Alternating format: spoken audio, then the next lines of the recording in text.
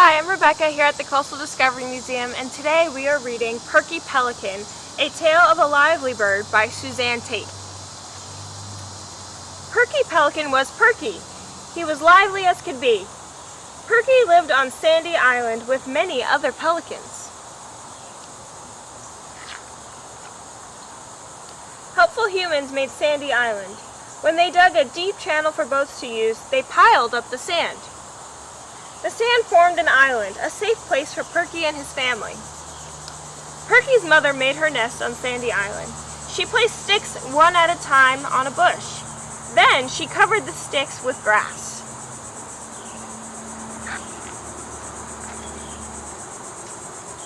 Perky's mother laid 2 eggs in her nest, and Perky's papa took turns with her in caring for the eggs. They kept the eggs warm by wrapping their feet around them. Mother Nature gave pelicans hot feet. Perky was the first to hatch. He pecked and pecked so hard that the egg nearly jumped out of the nest. Perky's little sister, Pammy, hatched 3 days later. She was smaller than he. At first, Perky and his sister had no feathers. They looked like baby dinosaurs. "I wish we had feathers like you," Perky said to his mother. "Don't worry, your papa and I will take care of you," his mother said, "and soon you will be covered with soft white down." The pelican parents also took turns feeding the chicks. They stuffed them with fishy food. Soon Perky and Pammy were snow white, just as their mother had said. And every time dinner flew in, Perky was lively. Here I am," he squawked. Sometimes Perky stuck his whole head into his mother's bill to grab food. He was so hungry. Perky and Perky Pelican grew and grew. Patches of brown feathers began to show on their bodies.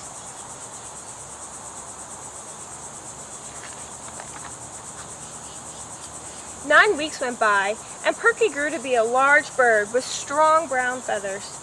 He spread his wings and felt proud. "Look at me now," he squawked.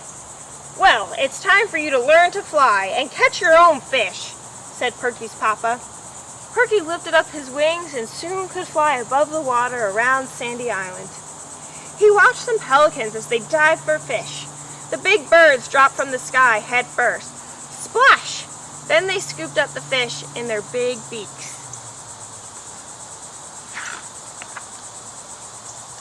"That looks easy," Perky said to himself. Straight down he came, splash! But he didn't get any fish. Perky knew he had to keep trying. He dived again and again that day. At last, he began to catch a fish or two. A little gull came and sat on his head, looking for a free meal. "This kind of fishing is for the birds. There must be an easier way to fish," thought Perky.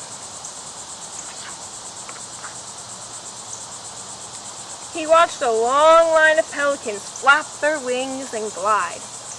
"I'll follow them," Perky said to himself.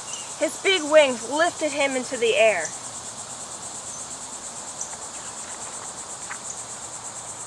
Soon as Perky saw a fisherman and his boat, he was taking fatbacks out of his net and throwing them to the pelicans. Humans don't like to eat fatbacks, but pelicans do. Perky flew down and landed on the water. The fisherman threw him a fatback. Perky grabbed it right away, and that fish was gone in one gulp, down Perky's gullet.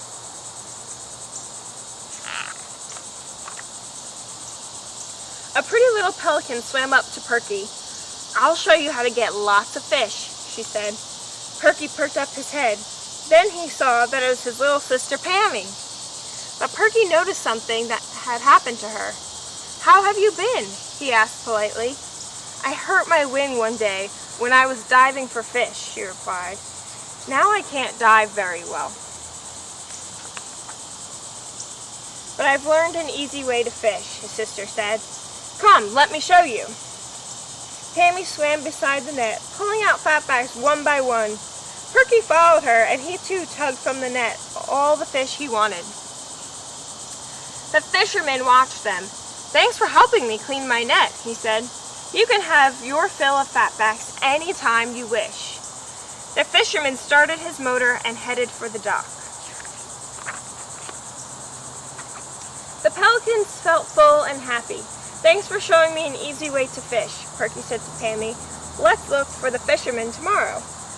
Then Perky Pelican, always a lively bird, led the way home to Sandy Island.